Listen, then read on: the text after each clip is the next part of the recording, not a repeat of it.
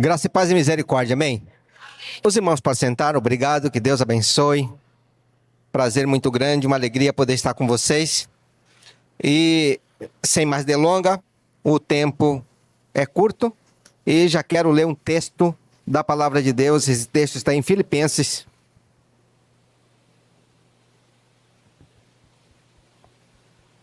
Filipenses capítulo 2. A minha esposa falou aí do jeitinho que a mulher tem para ganhar o coração do marido. E vou dizer para você, ela manda mesmo.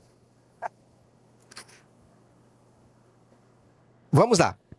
Filipenses capítulo 2, eu vou ler a partir do versículo 1, que diz assim: portanto, se há algum conforto em Cristo, se há alguma consolação de amor, se há alguma comunhão no Espírito, se há alguns entranháveis afetos e compaixões, completai o meu gozo para que sintais o mesmo, tendo o mesmo amor, o mesmo ânimo, sentindo uma mesma coisa. Nada façais por contenda, por vanglória, mas por humildade, cada um considere os outros superiores a si mesmo. Não atente cada um para o que é propriamente seu, mas cada qual também para o que é dos outros. Versículo 5. De sorte que haja em vós o mesmo sentimento que houve também em Cristo Jesus, que, sendo Deus, não teve por usurpação ser igual a Deus, mas aniquilou-se a si mesmo, tomando a forma de servo, fazendo-se semelhante aos homens. 8. E achado na forma de homem, humilhou-se a si mesmo, sendo obediente até a morte, morte de cruz. 9. Pelo que Deus o exaltou soberanamente, lhe deu um nome que está acima de todo nome, para que ao nome de Jesus se dobre todo o joelho que estão nos céus e na terra e debaixo da terra, e toda a língua confesse que Jesus Cristo é o Senhor, para a glória de Deus Pai. Aleluia. Com essa leitura, eu quero dizer para você que Jesus é o top da galáxia. Não há ninguém como ele. Ele é o único no céu, na terra e no mar. E esse texto diz que ele, sendo o Todo-Poderoso, desceu para ser humilhado. E sendo humilhado, ele não se comportou como alguém humilhado, porque ele mesmo se humilhou. Humilhar é ir para a cruz, é morrer, é ser chicoteado, é ser cuspido. E ele propositalmente ele fez isso. E ele se submeteu ao ponto de aniquilar-se a si mesmo, ele tomou a forma de servo, a forma de homem, humilhou-se até a morte, morte de cruz. Por isso que Deus o exaltou soberanamente, porque ele se humilhou. A palavra se humilhar é humilhar-se a si mesmo, é colocar-se em posição de inferioridade. É se posicionar como inferior, colocar-se em posição de inferioridade. Ou seja, não em pé de igualdade, mas inferior. E quando a gente fala de estar em pé de igualdade, Paulo também escreve isso, né? Cada um considere os outros superiores a vós mesmos. A consideração de que os outros são grandes, de que os outros são maiores, de que os outros são melhores, de que os outros são mais. Isso deveria ser uma tona, deveria ser algo natural para cada um de nós.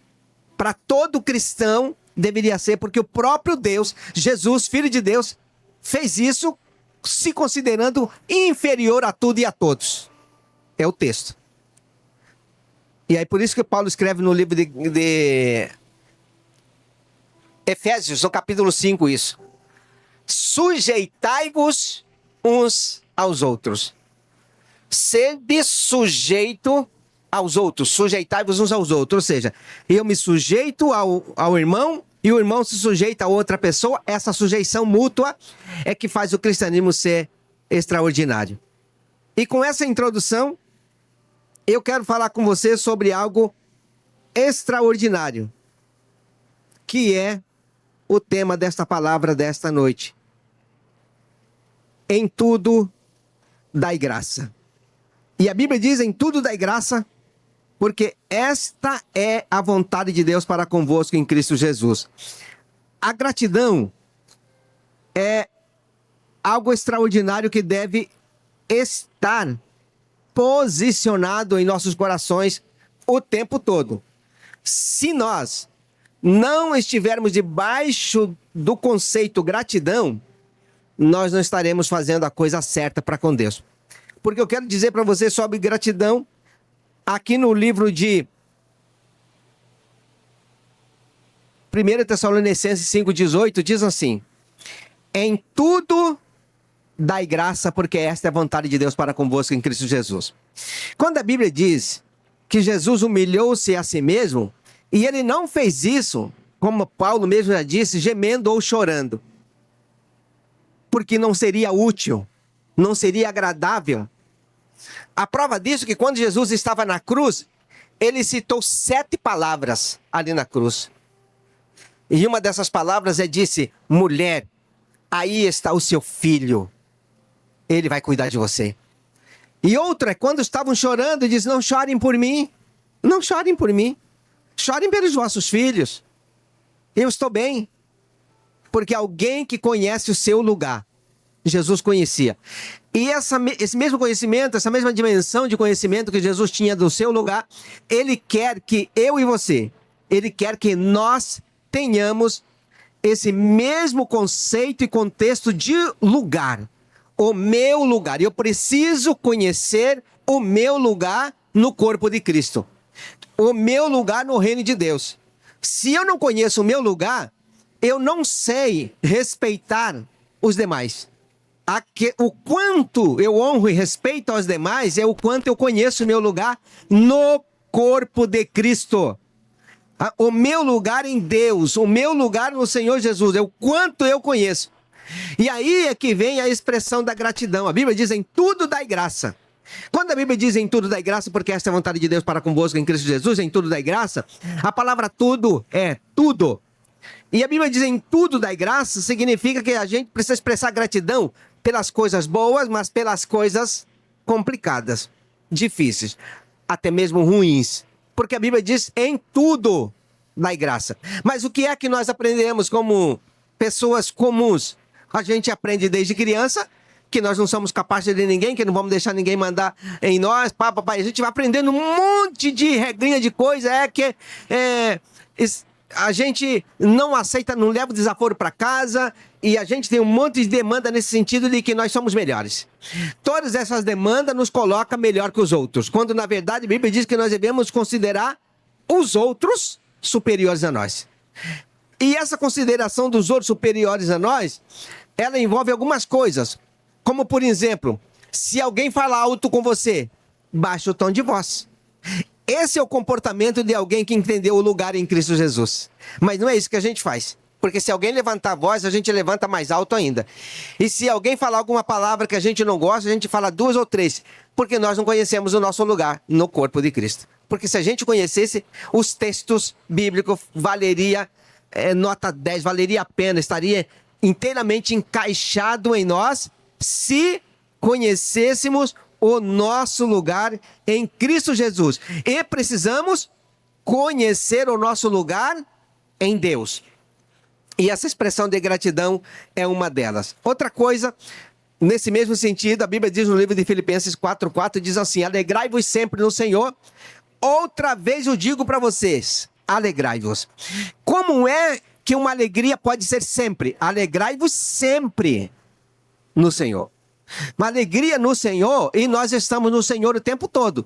A gente não pode sair do Senhor porque existe um problema e deixar de alegrar. Alegria no Senhor, então ali tem um momento muito trabalhoso, difícil, e eu não quero, então eu vou ali para ficar zangado, brigar e xingar e fazer o que eu quiser fazer, porque eu não sou capaz de ninguém e tal. Então fica aqui, Jesus, que eu vou ali resolver o negócio. Eu estou em Cristo Jesus para sempre, vou morrer e vou para a eternidade, e eu não vou largar Jesus por nada. Quando a Bíblia diz alegrai-vos sempre no Senhor, ou seja, uma vez que eu tenho o Senhor na minha vida, a minha alegria é sempre nele. Ah, mas se tiver um BO, a minha alegria é no Senhor. Eu não preciso entrar num pé de briga porque existe um problema. Deixa o problema para lá. Mas se o problema me envolver, tenho muitos fatos de problemas que me envolveram. Talvez nem dê tempo de eu contar alguns aqui, mas minha esposa é uma pessoa que sabe disso. Tem problema? Tem. Mas eu não preciso levantar a minha voz, eu não preciso brigar, eu não preciso puxar faca para ninguém. Por quê? Porque eu conheço o meu lugar em Cristo Jesus.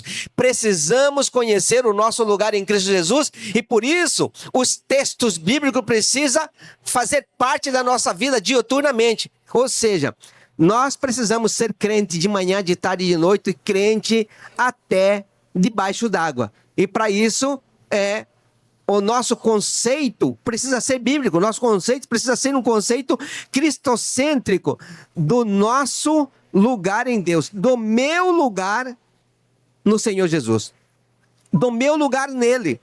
Se eu conheço o meu lugar nele, então é aí que eu vou viver. E aí a Bíblia diz, no livro de Mateus, no capítulo 11, versículo 25, diz assim: graças te dou, ó Pai, porque ocultastes essas coisas aos sábios e inteligentes e as revelaste aos pequeninos. Sim, ó Pai, porque assim te aprove. Todas as coisas me foram reveladas pelo meu Pai, e ninguém conhece o Pai senão o Filho, ninguém conhece o Filho senão o Pai, e aquele a quem ele quiser revelar. Mas a palavra que eu deixo para você com contundência é: graças te dou, ó Pai, porque ocultaste dos sábios e inteligentes e revelaste aos pequeninos. A Bíblia mostra gratidão em todo lugar dela, que nós precisamos expressar gratidão, porque muitas vezes a gente não consegue dar graças a Deus quando algumas pessoas ficam ricas e outras não. E a gente tem muito essa demanda. Nossa, parece que é injusto.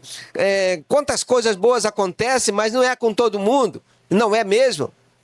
Não é mesmo com todo mundo. Mas eu não preciso entrar nas demandas de ninguém, porque eu conheço a Bíblia e o meu parâmetro é a palavra de Deus, e não o conceito humanístico que existe na nossa sociedade, ou o conceito político, ou o conceito de vários outros aspectos da nossa sociedade, muitos conceitos que as pessoas possam manter-se por ela. Mas a nossa regra de fé e prática é a palavra de Deus, é a Bíblia. Essa é a nossa regra de fé e prática. E hoje, essa que eu estou colocando é a regra da gratidão. A gratidão precisa estar permeada em nosso coração. Ela precisa estar completa em nossa vida. A expressão de gratidão. Hebreus 13:15 diz assim: portanto, ofereçamos a Deus sacrifício de louvor, isto é, o fruto dos lábios que confessa o seu nome. Oferecer a Deus sacrifício de louvor. Bom, o que é sacrifício de louvor? Sacrifício é morte. Sacrifício é pegar um animal e matar o animal. Sacrifício é morte. Então, no teor da morte, no momento da morte, no decorrer da morte, ou a situação é de morte, a Bíblia diz que devemos oferecer nessa circunstância morte de louvor, sacrifício de louvor. Ou seja, eu lembro que uma vez a pastora pregou na igreja e ela falou assim: gente, esse texto você está chorando porque perdeu um filho, porque perdeu um pai, porque perdeu uma mãe, porque perdeu um amigo, porque perdeu uma perna. Você está chorando, mas o seu choro não é um choro de reclamação, é um choro de obrigado, Senhor, aleluia, eu te adoro, eu te exalto. Na perda, no prejuízo, a adoração precisa ser mais alta. Esse é o texto. Ofereçamos, pois, a Deus sacrifício de louvor. A causa é de morte, mas é com gratidão e adoração. Adoração a Deus. Existe algo que acontece na nossa vida que é extraordinário. Vamos falando de portas que abrem no céu. Portal, ou portais que se abrem. Alguém que reclama, ele fecha a porta da bênção e abre da maldição. Porque reclamar é falar mal, é difamar. Quem reclama, fecha a porta da bênção e abre a porta da maldição. Quem adora, fecha a porta da maldição e abre a porta da bênção. Quem expressa gratidão, fecha a porta do inferno e abre a porta do céu. As nossas palavras, a Bíblia diz que nós seremos julgados pelas nossas palavras. Nós seremos julgados para condenação ou salvação por causa das palavras. E o julgamento das bênçãos são pelas palavras. As minhas palavras liberam bênçãos e as minhas palavras liberam maldição. E eu preciso escolher o que eu quero liberar para a minha vida. É no que eu falo, no como eu falo, quando eu falo, por que eu falo. A quem eu falo?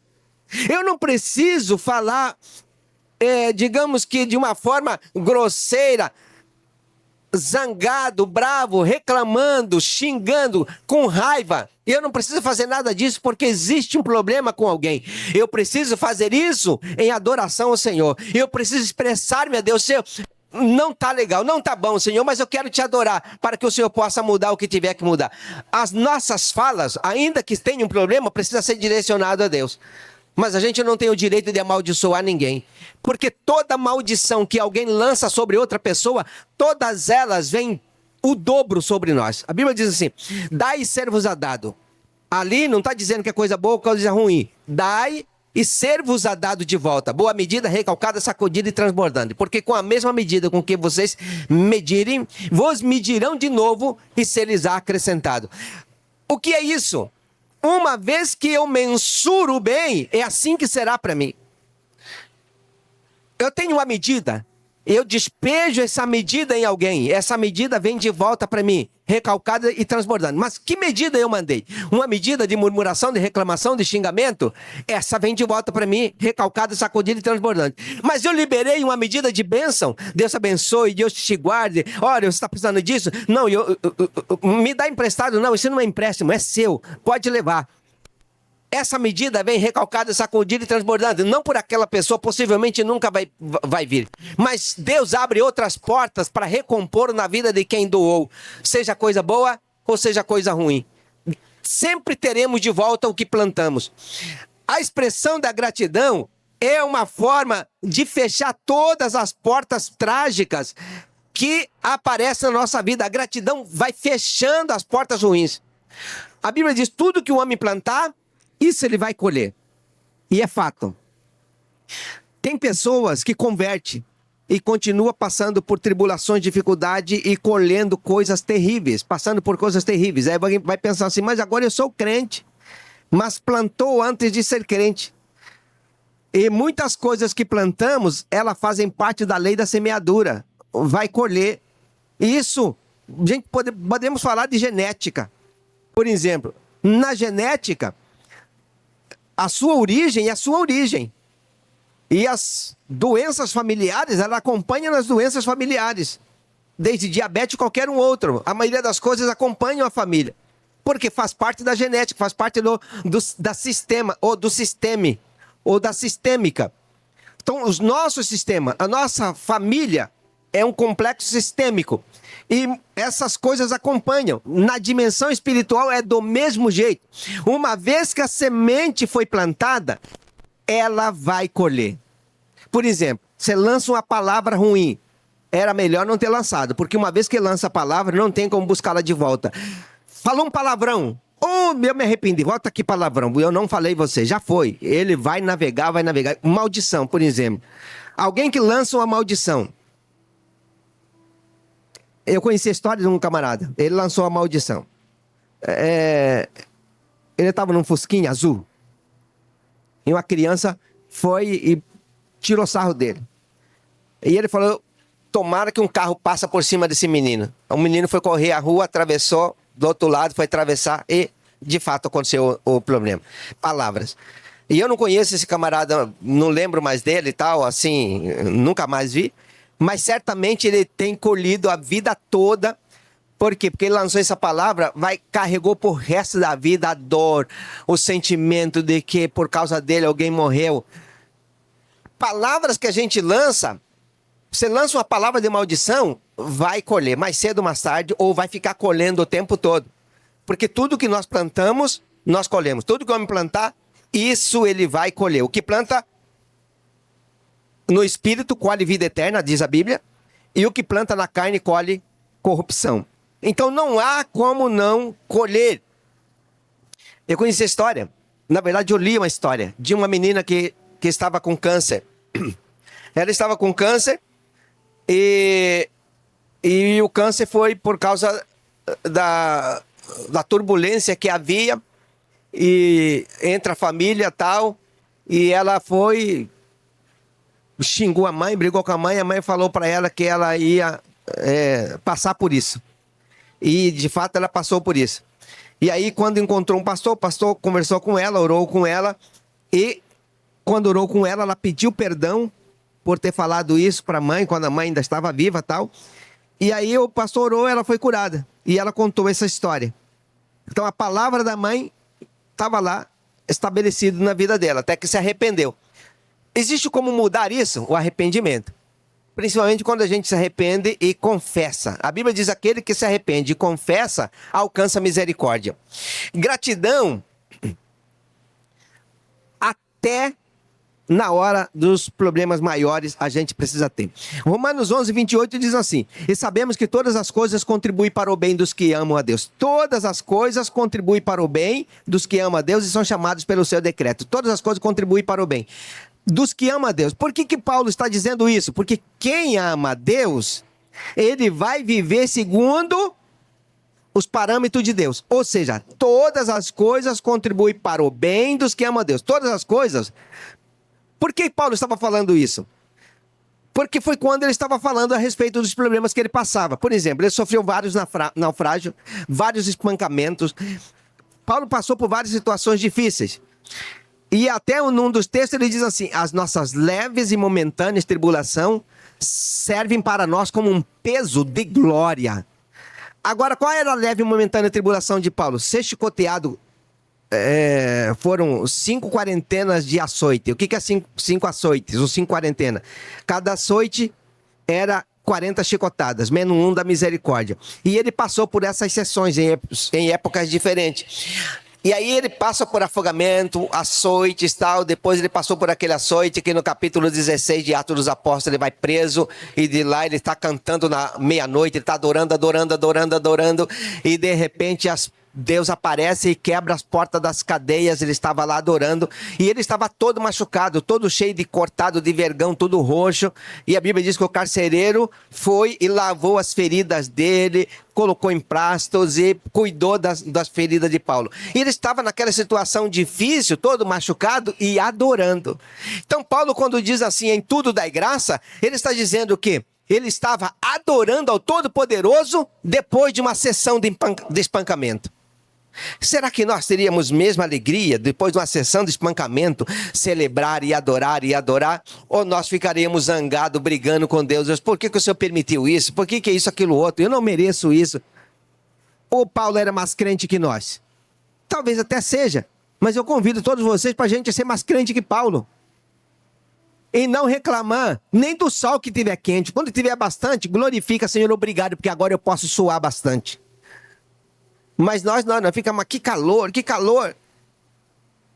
Paulo era um homem que sabia ensinar, porque ele não ensinava apenas com palavras. Quando ele ensinava, ele estava dizendo: eu vivo isso. Essas sessões de espancamento passou comigo. E sabemos que todas as coisas contribuem para o bem dos que amam a Deus. Significa que todo o sofrimento dele, ele estava dizendo, serviu para mim. E eu estava essa semana pensando em algo que Paulo fez. Algo que passou com Paulo, sobre ele ter tido um espinho na carne. Ele teve uma revelação, a revelação foi tão gloriosa. E aí, logo em seguida que ele teve a revelação, Deus mostrou para ele os céus e coisas maravilhosas e palavras inefáveis, ou inexplicáveis, ou infaláveis, palavras que não são permitidos falar na terra. E Deus falou para ele: agora eu te dei toda essa maravilha de revelação. Quando ele acabou de ter a revelação, sabe o que é que ele recebeu como presente da revelação? Um espinho na carne.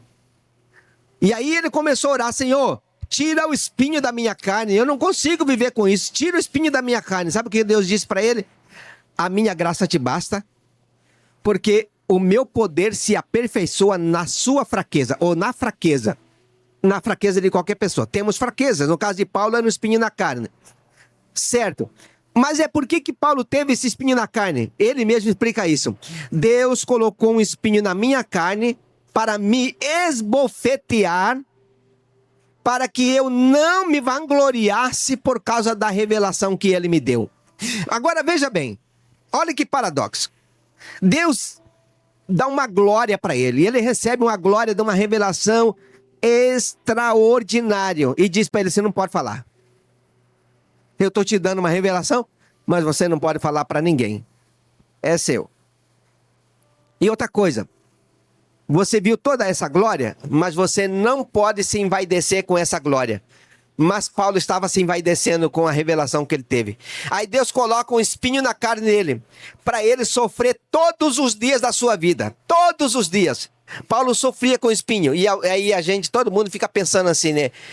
Trocentos pastores, milhares e milhares, tudo que já passou desde lá até hoje, os teólogos, os centenas e milhares, tentando entender que tipo de espinho é esse. Não ficou revelado, ninguém nunca vai saber que tipo de espinho é esse, mas ele tinha um espinho que ele mesmo disse que era esbofeteado por esse espinho o tempo todo. E eu fico pensando assim, é como se ele tivesse uma ferida aberta que nunca fechasse. E Deus disse para ele, eu estou te dando esse espinho, porque eu te dei a revelação. A revelação é gloriosa, mas sem esse espinho, você ia achar que você é alguma coisa. Então eu estou te dando o espinho para você saber que você não é nada. Quem está me entendendo aí? Se eu não te der o espinho, você vai se envaidecer, vai se gloriar e achar que é alguma coisa. Então o espinho é para você entender que você não é nada. É só um servo. Mas muitas vezes nós não temos espinho, por isso que a gente se envaidece e achamos que somos alguma coisa. E deixamos a coisa mais preciosa do cristianismo, que é a gratidão em todas as coisas. Quando as coisas não dão certo, por exemplo, você está de boa, daqui a pouco o motor do carro funde. Quebra, bate, tem um acidente. Cai uma parede. Alguém fica doente. Vários tipos de problemas podem acontecer. E a gente tem a tendência de começar, e agora, que não sei o que eu vou fazer? Sendo que a primeira coisa que nós deveríamos fazer é, segundo a palavra, em tudo dai graça. Senhor, eu quero te agradecer. E eu sei que o carro bateu, eu não sei como vou arrumar, não tenho dinheiro, mas o Senhor é o dono do ouro e da prata, eu quero te agradecer. E do jeito que o Senhor direcionar, eu vou fazer. Mas eu não vou reclamar. Porque nós não fomos chamados para reclamar, nós fomos chamados para, em tudo, dar graça. Porque esta é a vontade de Deus para conosco. Gratidão, gratidão, gratidão, gratidão, gratidão. E Deus disse para Paulo, eu vou te dar o espinho para você saber que você tem que expressar gratidão continuamente. Paulo, você é o rapaz da gratidão. Você tem um espinho, mas vai me agradecer o tempo todo pelo espinho que eu te dei. Quem é que escreveu mais sobre gratidão na Bíblia? Ninguém, só Paulo. Basicamente, Paulo escreveu tudo, quase tudo sobre gratidão no Novo Testamento, foi Paulo que escreveu. Mas ele é o único que tinha um espinho 24 horas por dia atrapalhando a vida dele, atazanando o tempo todo. Mas ele é o único que escreve sobre gratidão completamente do começo ao fim, falando sobre gratidão. E são muitos textos. Mas esse é o mais poderoso de todos. E sabemos que todas as coisas contribuem juntamente para o bem dos que amam a Deus. E quando ele escreve em tudo dai graça, em tudo, porque esta é a vontade de Deus para convosco em Cristo Jesus. Nós precisamos trilhar, aprender, conhecer e navegar pelo caminho da gratidão. Eu e você precisamos andar pelo caminho da gratidão. Primeiro, moramos num país abençoado, numa cidade abençoada, numa cidade em que temos casa, temos comida, temos bebida e não falta nada. Talvez falta alguma coisa, né? Falta o gelo do Alasca, mas a gente tem de tudo. E não expressar gratidão o tempo todo é uma covardia conosco mesmo, porque a Bíblia manda expressar gratidão. E aí a gente está alegre, daqui a pouco fica doente. Dá uma dor de cabeça, dá uma febre, dá um problema sério, e aí a gente já começa a questionar e, de certa forma, talvez até reclamar. Não estou dizendo que os irmãos reclamam, acredito que não, porque nós somos crentes para morar no céu, e nós somos chamados para não murmurar, para não reclamar, nós somos chamados para adorar, para celebrar.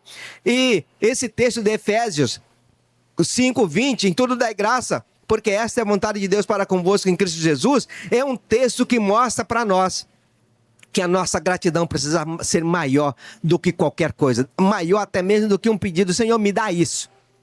Quando a gente começa a agradecer, Deixa eu comentar com vocês um negócio. Alguém já viu falar de um livro chamado Louvor que Liberta? Vitória na Montanha do Louvor? Louvor em Ação? Um outro livro, Era Inferno, Agora é Céu. É uma coleção de livros do mesmo autor. E ele conta várias histórias. Eu quero contar só um pedacinho do Vitória na Montanha do Louvor.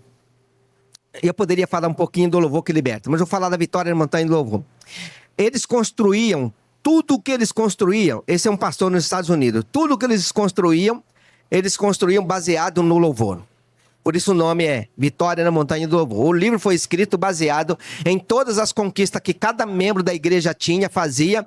Eles aprenderam, todo mundo aprendeu, fizeram uma sessão como essa de culto e passou para todo mundo. A partir de hoje, tudo que você quiser, você vai adorar, celebrar em cima do que você quiser. Nada mais você vai fazer a não ser adoração em cima do que você quiser. E qual é a adoração?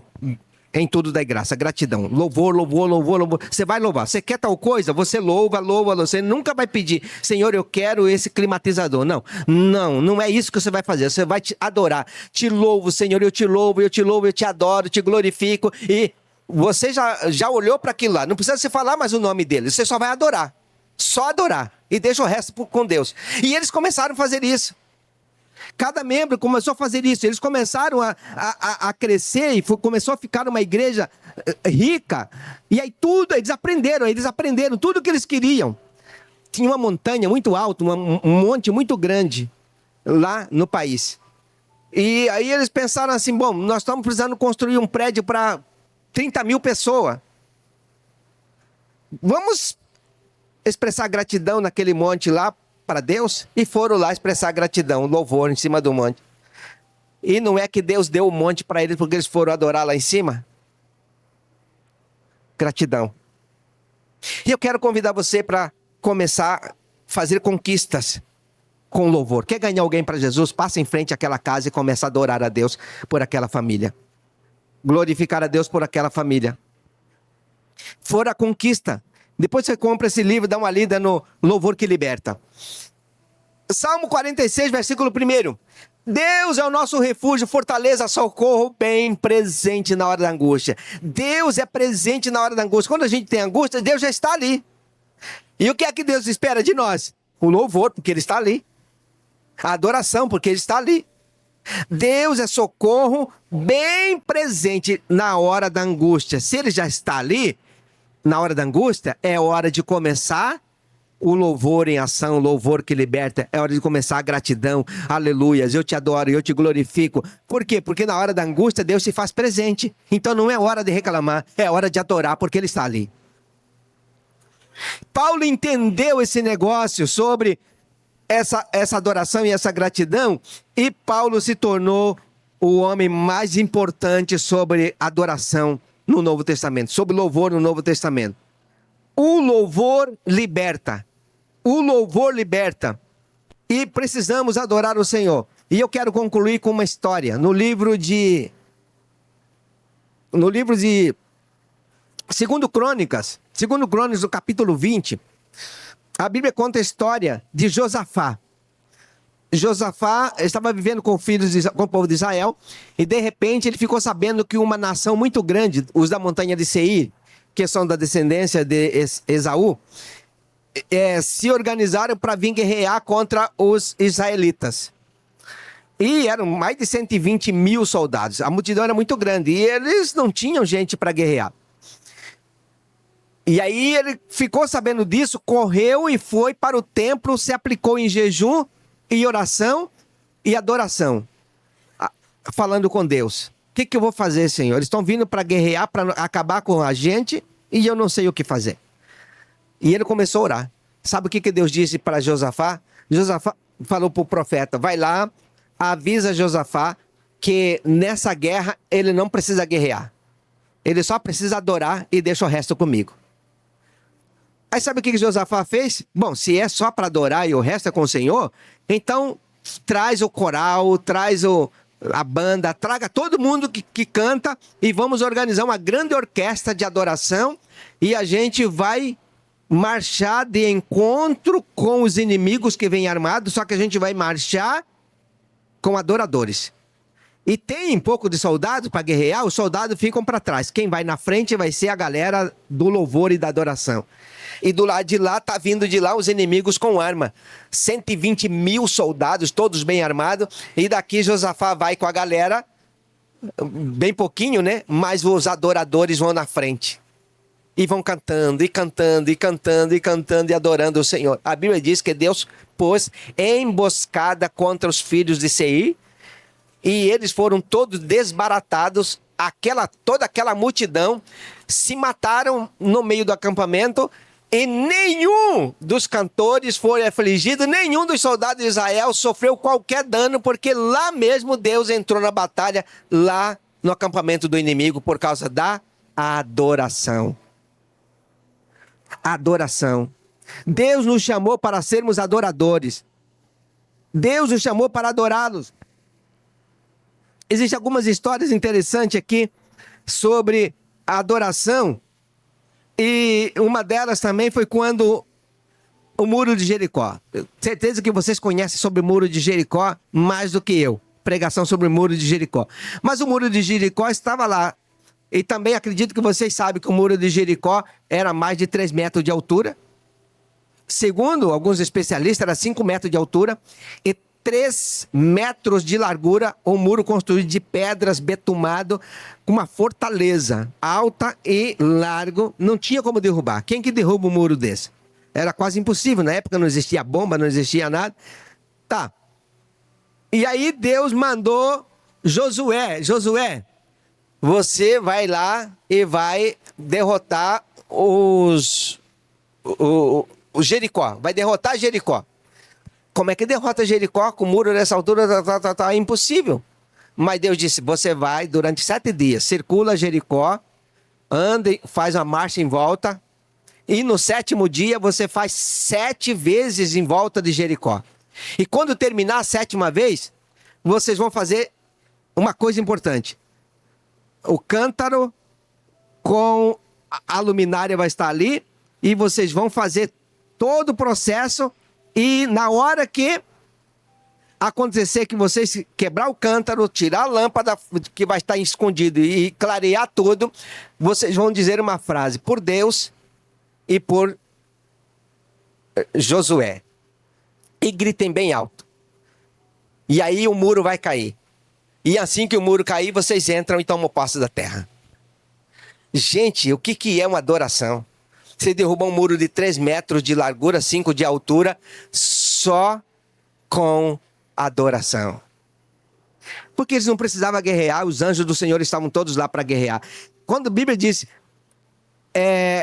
na angústia clamei ao Senhor, ou Deus é fortaleza no meio da angústia, é quando tem um problema, você não precisa se preocupar. Porque se Deus está ali, Ele já tem todos os recursos para trabalhar por você. É só adorar. É só celebrar. É só agradecer. Começar a agradecer. Nós já conquistamos muitas vitórias lá em casa por meio da gratidão. Quando tem um problema, a gente já não tem esse negócio de, mas e agora? Como fazer para resolver? Não se preocupa não, vamos começar a adorar. Deixa para Deus resolver. E Deus resolve. A adoração muda a nossa história. Eu convido você para ser um adorador o tempo todo. De manhã, de tarde, de noite. E aí, a Bíblia diz assim, não reclame um dos outros. Não reclame uns dos outros. Isso está escrito no livro de Tiago 5:9. Não vos queixeis uns dos outros. Tiago 4:11. Não faleis mal um dos outros. Queixar dos irmãos, falar mal de um irmão, isso é trágico. Isso não traz a presença de Deus. Quer que Deus resolva? Abençoa. Vou dar um exemplo aqui. Digamos assim que alguém falou mal de mim. Está aqui a dona Sônia, minha esposa, de prova disso. Quando alguém fala mal de mim, e eu saio falando bem dele. Por quê? Eu não tenho nada contra a pessoa. Vou dar um exemplo aqui. Tem um camarada que saiu falando mal de mim para várias pessoas. E aí, eu não planejei isso. Sei que as pessoas chegavam assim, olha, é verdade, fulano de tal falou tal coisa assim, assim. Eu falei, pode ser que ele tenha falado, mas eu não acredito, porque essa pessoa é uma pessoa boa, e de fato é mesmo. Era uma pessoa boa, assim, assim. Não é possível que ela tenha falado isso de mim. Talvez tenha falado mesmo. Mas eu não carrego isso, gente. Falou mal de mim, tá me ajudando. Agora eu vou ficar... Pode ser que ele tenha falado mal de mim, mas eu não acredito. Porque se eu acreditar que ele está falando mal de mim, talvez eu estou sendo contaminado. Esse acreditar é ficar chateado. E eu não vou me chatear pelo que falam de mim. Eu não vou gastar minha energia com pessoas que não fazem bem. Eu prefiro adorar o Senhor, glorificar o Senhor e abençoar a pessoa com a palavra de gratidão a Deus, de louvor a Deus pela vida dela. É o que nós precisamos fazer. Porque aí você melhora a sua autoestima, você vive bem. Deixa de ser alguém que anda zangado pela rua, alguém que fica alegre o tempo todo, tipo um bobo alegre, qualquer coisa tá rindo. Mas é o quanto nós, ou como nós nos sentimos, é que faz a diferença na nossa vida. E eu quero terminar a minha parte, e eu até coloquei algumas coisas, eu vou só ler aqui para terminar a minha parte aqui. Números 21, do 4 a 9, murmuração. O Senhor, pois, ouviu a voz de Israel, ele entregou os cananeus e os israelitas destruíram totalmente eles e suas cidades. Quando Deus ouviu a voz de Israel, Deus saiu destruindo os inimigos. Sabe uma voz que Deus quer ouvir? Nossa, é a voz da adoração. Porque se alguém estiver falando mal de você, quando você começa a adorar, os anjos já saem quebrando tudo daqui para lá. Você não precisa levantar sua mão contra ninguém. Só adora. Deixa Deus fazer tudo. Deixa Deus fazer tudo que Deus vai fazer. Porque se você tentar falar, tentar fazer, você vai ficar zangado, você vai se estressar. E outra coisa, saúde física. Depende do nível de estresse que nós vivemos. Quanto mais bravo, zangado, estressado vive uma pessoa, mais doenças ele adquire. Quanto mais saudável mentalmente vive uma pessoa, menos doença ele tem. Pessoas saudáveis mentalmente quase não têm doenças físicas. Pessoas doentes mentalmente, que vivem zangado, brigando, estressado, xingando, são pessoas que sempre estão doentes. Porque ela baixa a imunidade numa velocidade muito grande quando o estresse chega. Não deixa o estresse pegar você. Se abater uma linha de estresse, rebate com adoração, o estresse vai embora e você não fica doente. Precisamos aprender a lutar com as armas de Deus. É a arma da adoração.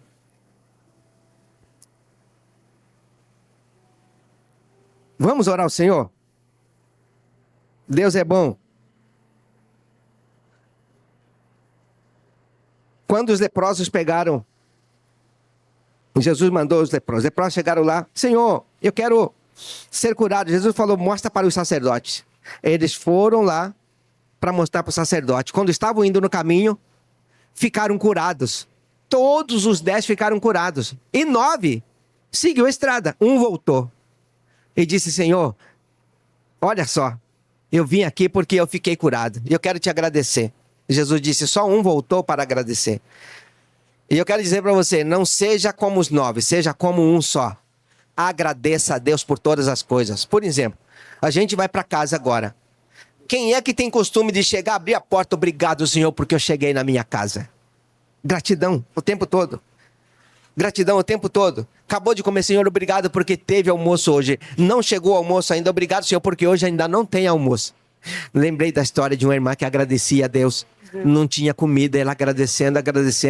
Quando ela acabava de orar, a gente batendo no portão. Vim trazer comida para a senhora. Vim trazer uma cesta básica para a senhora. Vim trazer carne. Estava comprando carne, lembrei da senhora. Vim trazer carne para a senhora. Quantas histórias aquela mulher conta de gratidão a Deus, porque ela não tinha e orava e Deus mandava. Orava e Deus mandava. Agradecia e Deus mandava. Estava lá adorando o Senhor.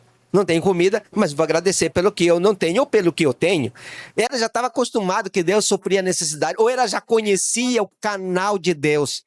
A adoração é o canal de Deus, por onde Deus chega para suprir as nossas necessidades. Quero convidar você para ser um adorador a partir de hoje. Um homem de gratidão, uma mulher de gratidão. Alguém que louva, que glorifica ao invés de reclamar. Não reclame de nada e de ninguém. Adore e celebre o tempo todo, porque Deus vai fazer um milagre na sua vida e na vida dos seus. Senhor, obrigado, porque até aqui o Senhor tem nos abençoado e nos ajudado. Toma nas tuas mãos, Senhor, o teu povo, a tua igreja, os teus filhos, as tuas filhas. Desmonte todas as fortalezas do mal, toda a fortaleza do inferno. E que haja paz e prosperidade, alegria e restauração. Senhor, em nome de Jesus, toma nas tuas mãos os teus filhos, as tuas filhas, e faze-nos fluir na tua presença no nome do Senhor Jesus. É que nós oramos. Amém.